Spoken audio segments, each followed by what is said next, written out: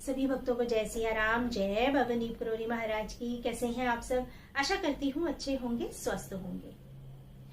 आज आप सभी भक्तों के सामने एक बहुत ही सुंदर लीला लेकर आई हूँ। आप सभी भक्त जानते हैं श्री सिद्धि माँ के बारे में, श्री जीवंती माँ के बारे में, श्री भक्ति माई के बारे में।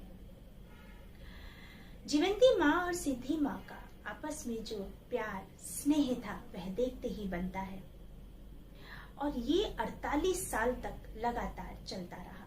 दोनों माएं एक दूसरे के बिना नहीं रहा करती थी। कहती थी कि अगर हमें कोई अलग कर सकता है तो वो सिर्फ और सिर्फ मृत्यु है। जी हाँ, इस सारी लीला का जो वर्णन किया है वह बाबा महाराज जी के अनन्य भक्त श्री रब्बूदा, जी हाँ, जिन्होंने बाबा महाराज जी का सानिध्य प्राप्त किया, उन्होंने अपनी किताब में इस लीला का वर्णन किया है, जो मैं आप सभी भक्तों के सामने लेकर आई हूँ।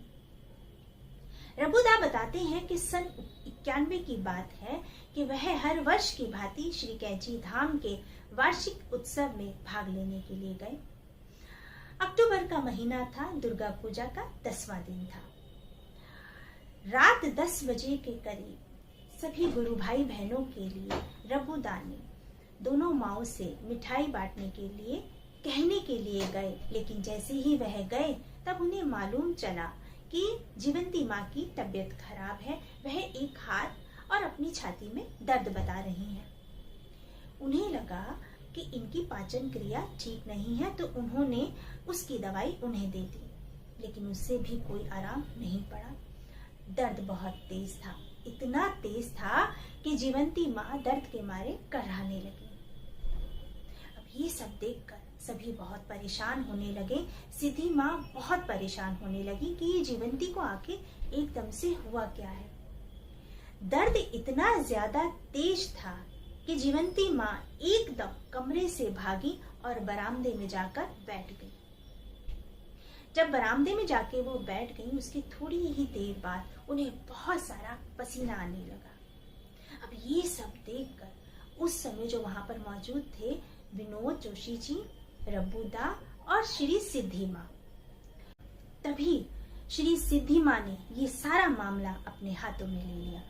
वह जीवंती माँ के पास गई और उनकी गर्दन के चारों तरफ अपना हाथ जो है उन्होंने इस तरीके से उन्हें पकड़ लिया, और एक कंधे की तरफ उन्होंने अपना हाथ लपेटते हुए साथ में खड़े विनोद जी से कहा, विनोद, तेरे बगल में जो चप्पल पड़ी है उसे जोर से जमीन पे मार।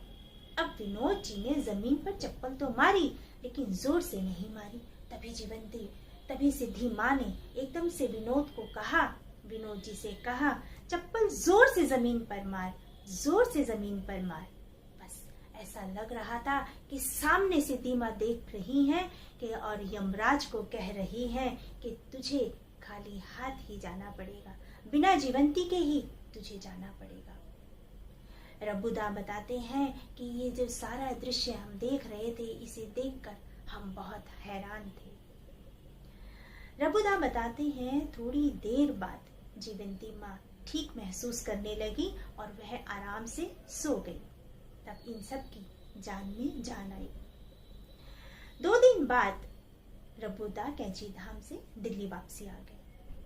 15 दिनों बाद बाबा महाराज जी के अनन्य भक्त और पेशे से वह हृदय डॉक्टर थे, डॉक्टर अनूप जोशी जी।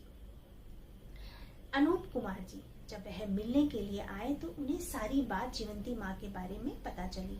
उन्होंने फटाफट से जीवंती माँ के सारे टेस्ट करवाए और रिपोर्ट के लिए दिल्ली भेजे।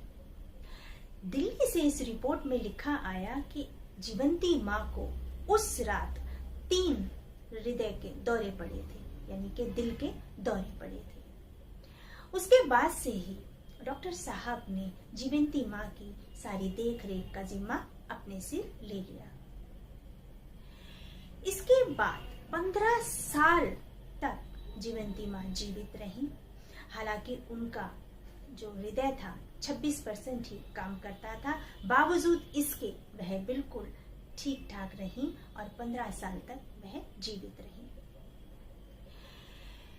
ये है एक बहुत ही सुंदर लीला, और ये सब बाबा महाराज जी का आशीर्वाद है। ऐसी बहुत सारी बाबा महाराज जी की लीला है जिन्हें अगर मैं आपको सुनाने लगूं और आप सुनने लग जाएं तो बहुत समय निकल जाएगा, लेकिन बाबा महाराज जी की लीलाएं खत्म नहीं होंगी।